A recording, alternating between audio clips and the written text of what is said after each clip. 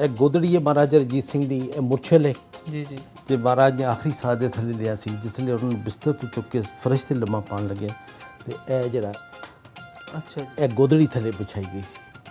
ਜੀ ਤੇ ਫਕੀਰ ਸਾਹਿਬ ਵੀ ਨਾਲ ਸਨ ਤੇ ਫਿਰ ਇਹ ਚੀਜ਼ਾਂ ਫਕੀਰ ਸਾਹਿਬ ਨੇ ਤਬਰਕ ਸਮਝ ਕੇ ਆਪਣੇ ਕੋਲ ਰੱਖ ਲਈਆਂ।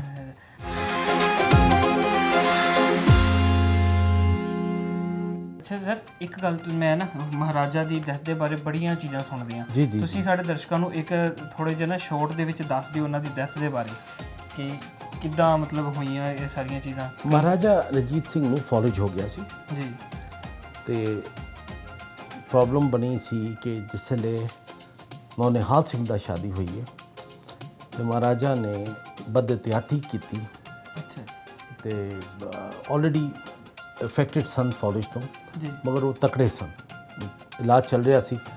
ਮਗਰ ਮਹਾਰਾਜਾ ਨੇ ਉਹ ਨੌਨਿਹਾਲ ਸਿੰਘ ਦੀ ਸ਼ਾਦੀ ਤੇ ਕੋਈ ਡਰਿੰਕ ਲੈ ਲਿੱਤਾ ਬੜਾ ਤੇਜ਼ ਜੀ ਜੀ ਤੇ ਜਿਸ ਦੀ ਵਜ੍ਹਾ ਤੋਂ ਉਹਨੂੰ ਫਿਰ ਦੁਬਾਰਾ ਅਟੈਕ ਹੋਇਆ ਅੱਛਾ ਤੇ ਕਾਫੀ ਮਹੀਨੇ ਬਿਮਾਰ ਰਹੇ ਜੀ ਤੇ ਮਹਾਰਾਜਾ ਨੇ ਆਪਣੀ ਉਸ ਬਿਮਾਰੀ ਦੇ ਵਿੱਚ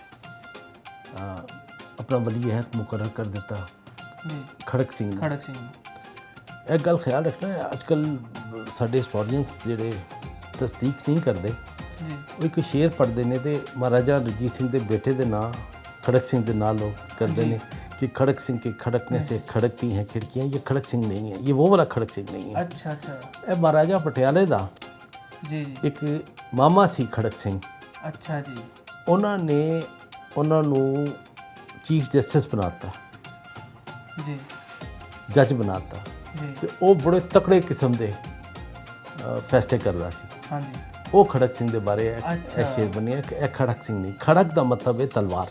जी ਬਹਰਹਾਲ ਇਹ ਚੀਜ਼ ਮੈਂ ਹਾਂ ਜ਼ਰਾ ਕਲੀਅਰ ਕਰਨਾ ਇਹ ਚਾਹ ਮੈਂ ਰਿਹਾ। ਸੁਣੀ ਸੀਗੀ, ਮੈਂ ਜਦ ਸ਼ਾਹੀ ਕਿਲੇ ਗਏ ਸੀ ਤੇ ਉੱਥੇ ਇੱਕ ਗਾਈਡਰ ਸਾਨੂੰ ਦੱਸਦੇ ਸਨ ਕਿ ਇਹ ਖੜਕ ਸਿੰਘ ਦੀ ਹਵੇਲੀ ਹੈ ਨਾ, ਜਿਵੇਂ ਉਹ ਹਾਂ ਹਾਂ ਅਕਬਰ ਦਾ ਦੀਵਾਨੇ ਜੀ, ਖਾਸ ਜੀ, ਸੀਗਾ ਤੇ ਉਹਦੇ ਪਿੱਛੇ ਉਦੋਂ ਉਹਨੇ ਇਹ ਗੱਲ ਕਹੀ ਕਿ ਇਹ ਖੜਕ ਫਿਰ ਸੋਚਣ ਤੇ ਮਜਬੂਰ ਹੁੰਦਾ ਨਾ ਹੈ ਨਾ ਕਿ ਨਾ ਨਾ ਨਾ ਬੰਦਾ- ਬਿਲਕੁਲ ਖੜਕ ਸਿੰਘ ਹਾਂਜੀ ਇਹ ਸ਼ੇਰ ਬਾਰ ਦਾ ਹੈ, ਅੰਗਰੇਜ਼ ਦੌਰ ਦਾ ਹੈ।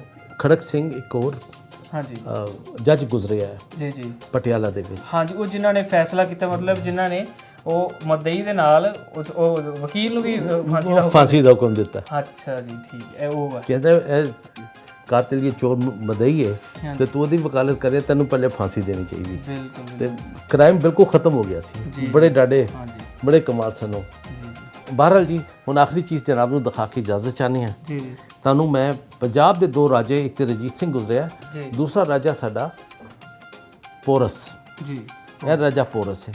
ਇਹ ਰਾਜਾ ਪੋਰਸ ਦੀ ਓਰੀਜਨਲ ਅੰਗੂਠੀ ਹੈ, ਸਟੈਂਪ ਅੱਛਾ ਉਹਦੀ। ਜੀ ਅੱਛਾ, ਇਹਦਾ ਕਰੈਕਟਰਿਸਟਿਕ ਹੈ ਜੇ ਕਿ ਰਾਜਾ ਪੋਰਸ ਦੇਸੀ ਪੱਗ ਪਾਉਂਦਾ ਸੀ ਹਾਂਜੀ ਤੇ ਸ਼ਿਮਲੇ ਵਾਲੀ ਤੇ ਉਸ ਪੱਗ ਦੇ ਵਿੱਚ ਸਨਫਲਾਵਰ ਜੀ ਸੂਰਜਮੁਖੀ ਦਾ ਫੁੱਲ ਆਉਂਦਾ ਸੀ। ਦੇਖੋ ਨਜ਼ਰ ਆ ਰਿਹਾ ਤੁਹਾਨੂੰ ਸੂਰਜਮੁਖੀ ਦਾ ਫੁੱਲ। ਜੀ ਜੀ ਵੀ ਆਰ ਟਾਕਿੰਗ ਅਬਾਊਟ, ਅਸੀਂ ਬੋਲ ਰਹੇ ਹਾਂ 2300 ਸਾਲ, 2300 ਸਾਲ ਪਹਿਲੇ 326 BC। ਜੀ ਜੀ ਇਹ ਉਸ ਸਮੇਂ ਦੀ ਹੈ। ਇਹ ਤਾਂ ਅਕਲ ਦੰਗ ਰਹਿ ਜਾਂਦੀ ਹੈ ਕਿ ਇੰਨੀ ਦੇਰ ਦੀ ਕਿਵੇਂ ਸਾਂਭ ਕੇ ਰੱਖੀ। ਬਹੁਤ ਵਧੀਆ। ਤੁਹਾਡੇ ਆਉਣ ਦਾ ਬਹੁਤ ਬਹੁਤ ਸ਼ੁਕਰੀਆ ਜਨਾਬ। ਥੈਂਕ ਯੂ ਸਰ, ਧੰਨਵਾਦ ਤੁਹਾਡਾ ਕਿ ਤੁਸੀਂ ਸਾਨੂੰ ਇੰਨਾ ਸੋਹਣਾ ਔਰ ਡੀਪਲੀ ਗਾਈਡ ਕੀਤਾ ਇਹਨਾਂ ਚੀਜ਼ਾਂ ਦੇ ਬਾਰੇ। ਮੇਰੀ ਖਾਹਿਸ਼ ਹੈ ਕਿ ਮੇਰੀ ਦੁਆ ਹੈ ਕਿ ਇਹ ਪ੍ਰੋਗਰਾਮ ਤੁਹਾਡੇ ਵੇਖਣ ਵਾਲਿਆਂ ਨੂੰ ਪਸੰਦ ਆਇਆ ਹੋਵੇ। ਬਹੁਤ ਧੰਨਵਾਦ, ਤੁਸੀਂ ਸਾਨੂੰ ਇੰਨਾ ਸੋਹਣਾ ਗਾਈਡ ਕੀਤਾ ਹੈ। ਹਾਂਜੀ ਸੱਜਣੋ ਤੇ ਮਿੱਤਰੋ, ਫਕੀਰ ਖਾਨਾ ਮਿਊਜ਼ੀਅਮ ਦੇ ਅੰਦਰ ਰੱਖੇ ਹੋਏ ਇਤਿਹਾਸ ਦੀਆਂ ਤੁਸੀਂ ਝਲਕਾਂ ਦੇਖੀਆਂ ਔਰ ਕਿੰਨਾ